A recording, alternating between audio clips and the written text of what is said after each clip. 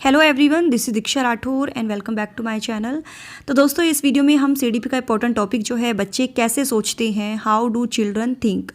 तो ये बहुत इंपॉर्टेंट टॉपिक है, आपके सभी टेट एग्जाम में इनसे क्वेश्चन बनते हैं।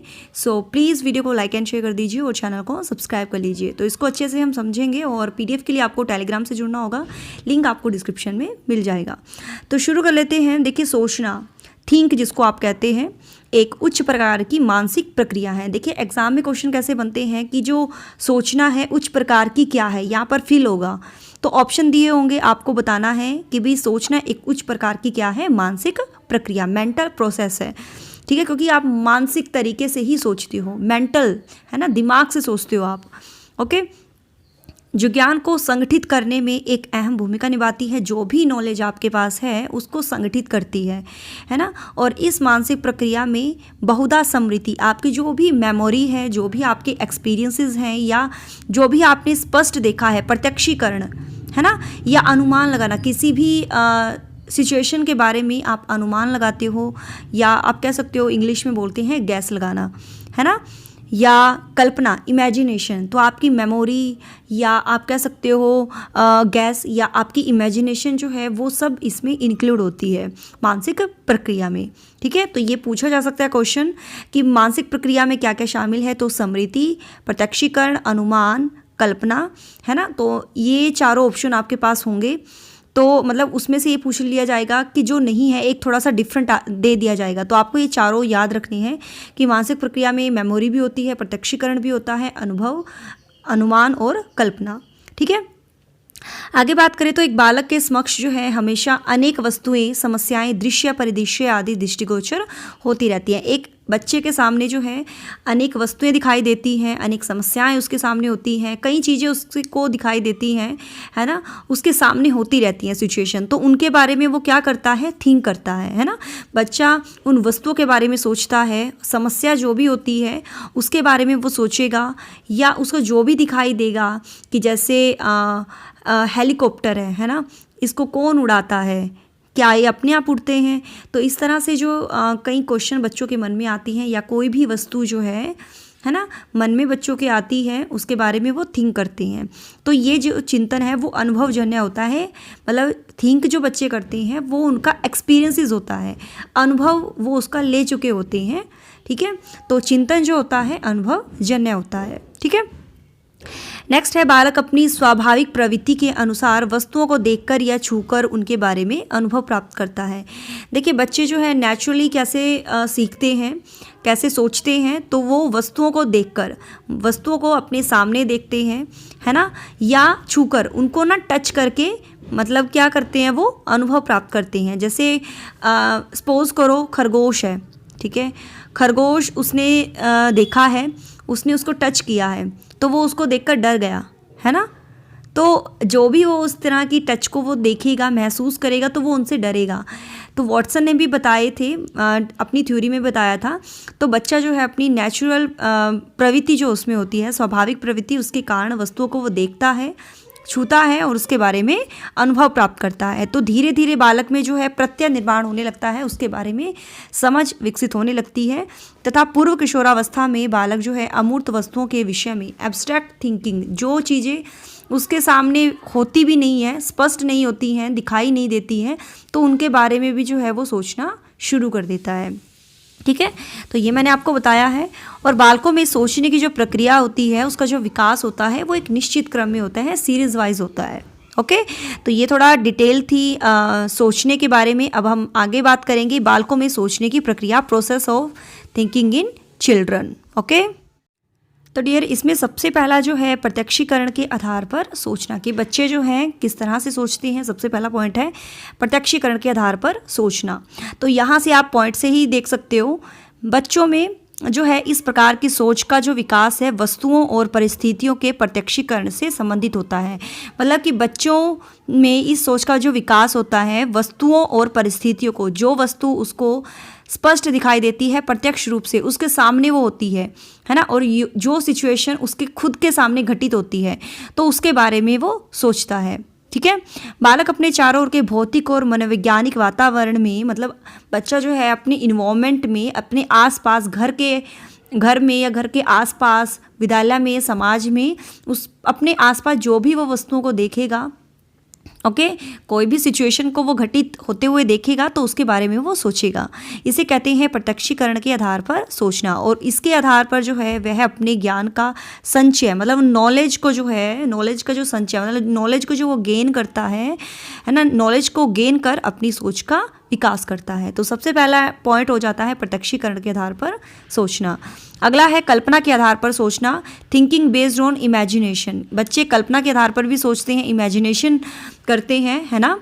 तो जब उद्दीपन वस्तु या पदार्थ उपस्थित नहीं होता है, देखिए जब कोई स्टिमुलस या कोई वस्तु या कोई भी पदार्थ उसके सामने उपस्थित नहीं होता है, बच्चे क्या करते हैं, इमेजिनेशन करते हैं। जैसे टीचर जो है बच्चों को स्टोरी सुनाता है तो वो खुद इमेजिनेशन करते हैं कि हाँ ये ऐसा हो रहा होगा, है ना।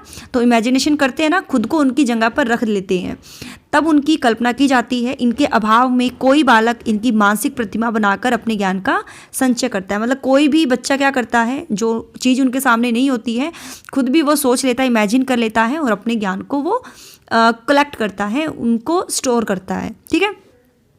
तो कल्पना जो है बालकों में सोचने का एक सुदृढ़ आधार है, जिसके आधार पर बालक अपने पूर्व अनुभवों के आधार पर, बच्चे ने जो भी प्रीवियस में सीखा है, ठीक है, उससे पहले जो भी उसने सीखा है प्रीवियस नॉलेज के बेस पर अपनी भविष्यगत सोच का निर्माण करता है कि हाँ मैं फ्यूचर में इस तरह करूँगा। जो भी उसकी प्रीवियस नॉलेज होती है उसके बेस पर भविष्यगत सोच, मतलब उसकी जो फ्यूचर थिंकिंग है उसका डेवलपमेंट करता है। ओके, तो सेकंड पॉइंट जो है कल्पना के आधार पर सोचना। सबसे पहला पॉइंट था प्रत्यक्षीकरण के आधार पर सोचना, दूसरा है कल्पना के आधार पर सोचना। अगला जो है प्रत्ययों के आधार पर सोचना, थिंकिंग बेस्ड ऑन कॉन्सेप्ट। देखिए यह अपेक्षाकृत जो है अधिक उच्च प्रकार की सोच है, सबसे बेस्ट होती है ये उच्च प्रकार की ये सोच है थिंकिंग।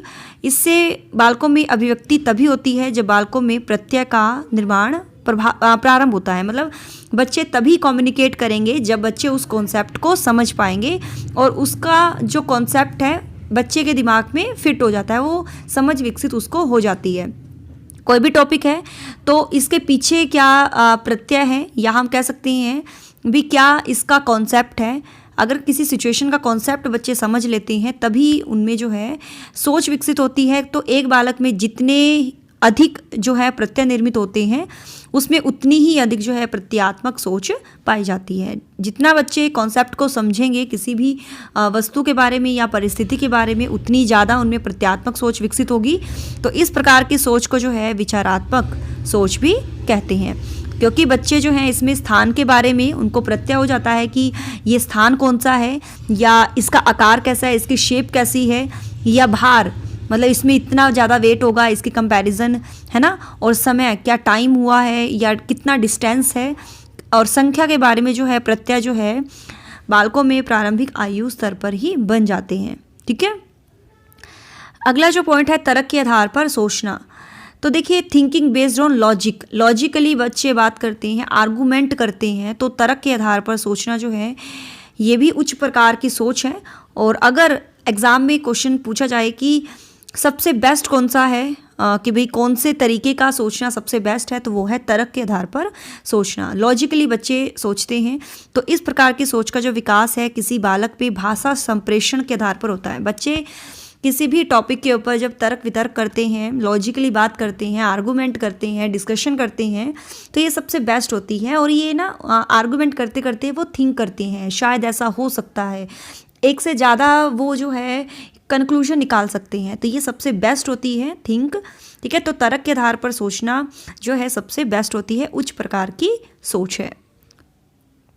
नेक्स्ट है अनुभव के आधार पर सोचना, thinking based on experiences.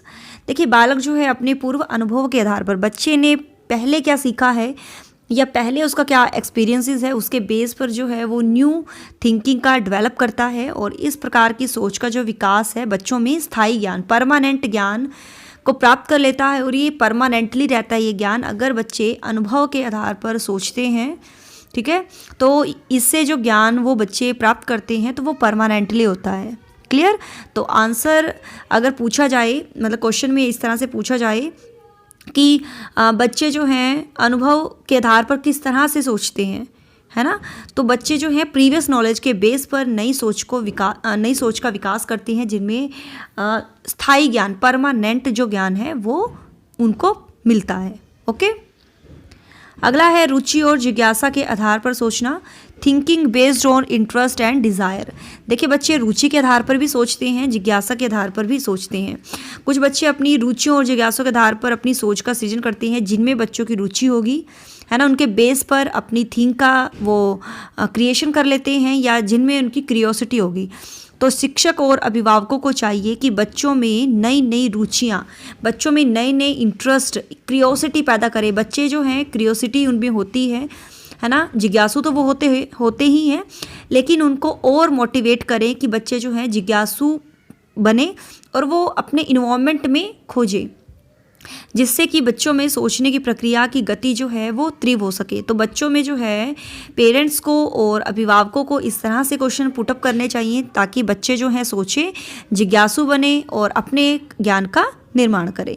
Okay, अगला जो है अनुकरण के आधार पर सोचना, थिंकिंग बेस्ड ऑन इमिटेशन। अनुकरण होता है डियर नकल करना। आप जो भी करोगे बच्चे सीखेंगे, नकल करेंगे, तो इसके आधार पर भी बच्चे सोचते हैं। तो बालकों की सोच के विकास में जो है अनुकरण एक महत्वपूर्ण स्थान है। अनुकरण करना, नकल करना, आपके बाहरी व्यवहार की बच्चे नकल करते हैं। जो आप करोगे बच्चे सीखेंगे। तो वह जब अपने आसपास लोगों को कोई कार्य करते देखता है, कोई भी कार्य अगर वो बच्चा देखेगा आप कर रहे होते हो, तब वह उसी कार्य को करने की चेष्टा करता है। अभी ये मैं बताऊं, आप कैसे खाओगे, बच्चे भी ऐसे ही खाने की कोशिश करेंगे। आप गाली दोगे, बच्चे भी गाली देंगे, है ना। आप जैसे रिस्पेक्ट करोगे बड़ों की, वो भी ऐसे ही रिस्पेक्ट करेंगे। या आप कुछ भी कार्य करोगे, छोटे बच्चे तो बहुत ही ज़्यादा कैच करते हैं बातों को, तो है ना। तो आसपास लोगों को वो कोई भी कार्य करते देखते हैं तो वो उसी कार्य को करने की चेष्टा करते हैं और अपनी सोच का विकास करते हैं। ओके, तो ये था अनुकरण के आधार पर, इमिटेशन के बेस पर सोचना। सो डियर, ये था आज का हमारा टॉपिक। आपका जो है मुझे रिस्पॉन्स चाहिए कि आपको ये अच्छा लगा टॉपिक या नहीं। और अगर अच्छा लगा है सो प्लीज़ लाइक कर दीजिए वीडियो को, शेयर कर दीजिए और सब्सक्राइब कर लीजिए माय यूट्यूब चैनल को। So thanks for watching my video. Till then, bye bye, रब रखा, जय भोलेनाथ।